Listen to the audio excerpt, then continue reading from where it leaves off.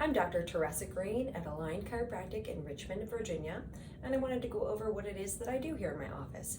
So I work with your spine because it is the home for your nervous system. Your nervous system is comprised of your brain and your spinal cord. This is a pretty true to life representation of a spine of someone of about my height. So when you look at someone from the side, this should be what the spine looks like. This represents the back of the skull. The brain would sit here in the top, and there is literally a hole in the bottom of the skull where the brain funnels down and becomes the spinal cord. So the spinal cord is really just a tail of the brain. And it's protected by the spine, and as you can see, when two bones come together, and it's easier to see down here in the bigger bones, but when two bones come together, there's a disc in between the two bones, and a nerve exits at each level, and there's literally a hole that's created for each nerve to exit. This is a pretty good representation right here. And so when we look at someone from the side, what we like to see is that there are these three opposing curvatures, one in the cervical spine here, in the thoracic spine, and then in the lumbar spine. And then when gravity acts upon us, which we're pretty much under all the time, it acts like a giant spring. And so all 24 bones act like a giant spring, and we distribute the weight throughout all 24 bones when we have these proper curvatures. What commonly happens is that people lose or distort one or more of the curvatures in their spine, and it might be here in the neck where they lose the curvature. Now gravity still pushes straight down on your spine, but you start to create pivot points. So you change the mechanics of the spine. And now we can actually predict where the spine is going to carry more weight. So only a few segments are going to be doing the work of the 24 bones. And when that happens, you start to put more pressure on those segments, and you start to wear the joints and the discs at that level.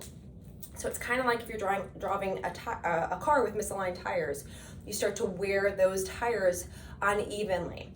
So when that happens, the disc, which is really a gooey, gelatinous substance like Jello, starts to become a weight-bearing structure, and it's not designed to do that. And so it starts to flatten like a pancake, and when that disc space decreases, you can see the space for the nerve decreases.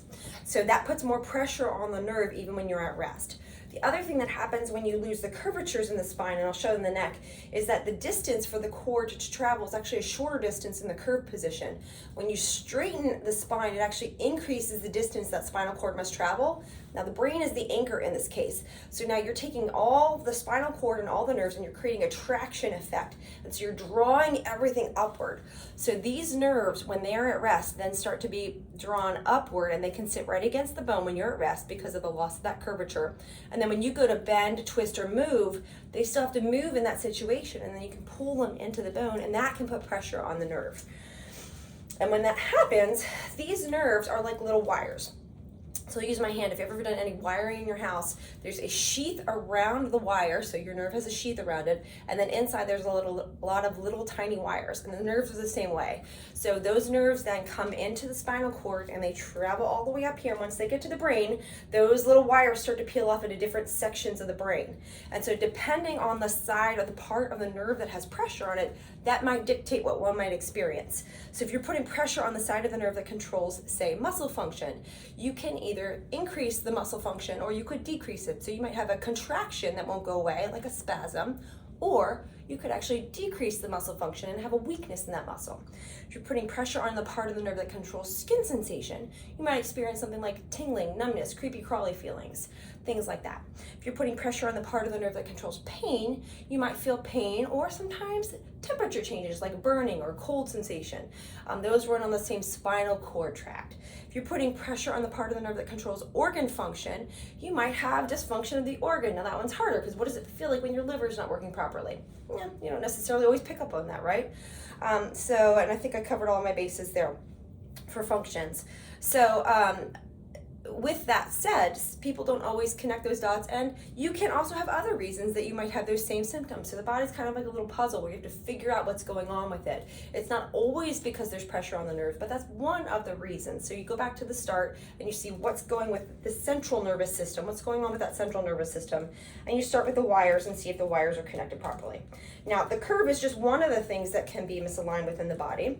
When we look at somebody from behind, what we like to see is that you're generally relatively straight. So this is a little drastic, but you can see when you do this, there's compression on one side, and then you're pulling and tractioning the nerves on the other side. Another way one might misalign the spine is to rotate an individual segment here. So if you can see, these little spinuses are the things that you feel when you touch your spine. And so you might rotate an individual bone. And when I do that, do you see what happens to the space right here for that nerve to exit? It impinges upon that nerve and it starts to affect the space that that nerve has. I'm gonna make it a little more drastic so you can see. And you also have to remember that muscles attach to these bones. And so if you have a bone that's misaligned in one of these ways, there are muscles that are now asymmetrically positioned, and when you go to contract, they can't necessarily pull and function properly, and that can create problems throughout the spine. Last but not least, one more way you can misalign a spine is perhaps somebody's properly lined up, but their joints are compressed or jammed or restricted. And so now the joint can't move or function properly. And that's also another way you can misalign a spine. So my job as a chiropractor is, first of all, our job is to restore function, movement. If your bones can't move, we're not gonna make a whole lot of change in your body. The second job is then we want to properly align you, or get you to be as well aligned as you can possibly be. Not everyone is going to achieve perfection. So our job is to get you to be as well aligned as you possibly can be. And the third is my favorite, because that's not my job, it's yours. And that is to strengthen the muscles that attach to the spine and stabilize the spine. Without strength, you will need more support to maintain function in those bones. And my running joke in the office is that I'm happy to see you more often. You can come see me all the time if you want. But I'd much rather you have strength so you maintain proper function most of the time, and we support you as needed for things that you just can't control in your life. And so our job is to maintain the best positioning and function you possibly can so that your nervous system can communicate and function as properly as it possibly can. I hope that helps.